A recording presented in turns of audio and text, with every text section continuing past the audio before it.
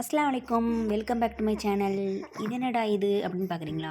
இது தாங்க ஸ்டென்சில்ஸு. நிறைய பேருக்கு வந்து ஸ்டென்சில்ஸ் எப்படி யூஸ் பண்ணுறதுனே வந்து தெரிய மாட்டேங்குது. அதனால ஒரு சின்ன வீடியோ மாதிரி மேக் பண்ணியிருக்கேன். இப்போ வந்து நம்மளுக்கு எந்த பீஸ் வேணுமோ அந்த பீஸை வந்து ஸ்டென்சில்ஸில் வந்து கட் பண்ணிக்கணும். கட் பண்ணிவிட்டு இப்போ நான் பிரிக்கிறேன் பாருங்கள். இந்த மாதிரி அந்த மேலே இருக்க அந்த டிரான்ஸ்போஸ் சீட்டையும் அந்த ஸ்டென்சிலையும் சேர்த்து நம்ம வந்து இழுக்கணும். அப்படி இழுத்தோம் அப்படின்னா சேர்ந்து ஒட்டுக்கா வந்துடும். அதுக்கப்புறம் நம்மளுக்கு எந்த இடத்துல அந்த டிசைன் வேணுமோ அந்த இடத்துல ப்ளேஸ் பண்ணிவிட்டு நல்லா ப்ரெஸ் பண்ணி விட்டுட்டு அந்த டிரான்ஸ்போர்ட் சீட்டை வந்து எடுத்துடணும். இப்போ எடுத்துட்டு மறுபடியும் நல்லா ப்ரெஸ் பண்ணிக்கணும். இப்போ பாருங்கள், மறுபடியும் நான் வந்து ஃபிங்கரில் எப்படி ஒட்டுறதுன்னு காமிக்கிறேன். இப்போ எனக்கு தேவையான ஷீட்டை வந்து நான் கட் பண்ணிக்கிட்டேன். கட் பண்ணிவிட்டு இப்போ மேலே இருக்க அந்த டிரான்ஸ்ஃபர் சீட்டையும் அந்த ஸ்டென்சிலையும் சேர்த்து நம்ம வந்து இப்படி வந்து இழுக்கணும்.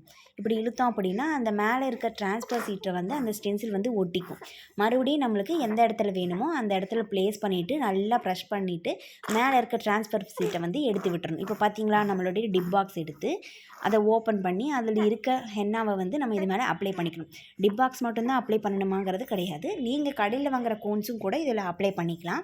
இந்த மாதிரி நல்லா ஒரு இடத்துலையும் கூட கேப் விடாமல் அப்ளை பண்ணிக்கணும். அதாவது ஸ்டென்சில்ஸை விட்டு வெளியில் போகாமல் அப்ளை பண்ணிக்கணும். இப்போ பாருங்கள், நான் எப்படி அப்ளை பண்ணிகிட்ருக்கேன் அப்படின்னு. ஸ்டென்சில் விட்டு வெளியில் போகாது. இந்த மாதிரி வந்து நீங்களும் வந்து அப்ளை பண்ணிக்கணும். அப்படி அப்ளை பண்ணிக்கிட்டீங்க அப்படின்னா தான் எல்லா டிசைனுமே வந்து கவர் ஆகும். வீடியோ எடுத்த பாவத்துக்கு என் ஹஸ்பண்டோட கையவையும் கொடுங்கன்னு சொல்லி அவருடைய கையில் இந்த மாதிரி இன்சில் போட்டு விட்டேங்க. இப்போ அந்த ஸ்டென்சில்ஸ் எப்படி ரிமூவ் பண்ணணும் அப்படின்னா, ஒரு 4 to 5 ஹவர்ஸ் வரைக்கும் வச்சுட்டு அதுக்கப்புறம் ரிமூவ் பண்ணோம் அப்படின்னா நல்ல ஸ்டெயின் வந்திருக்கும். இந்த வீடியோ உங்களுக்கு பிடிச்சிருந்ததுன்னா லைக் பண்ணுங்கள், சப்ஸ்கிரைப் பண்ணுங்கள்.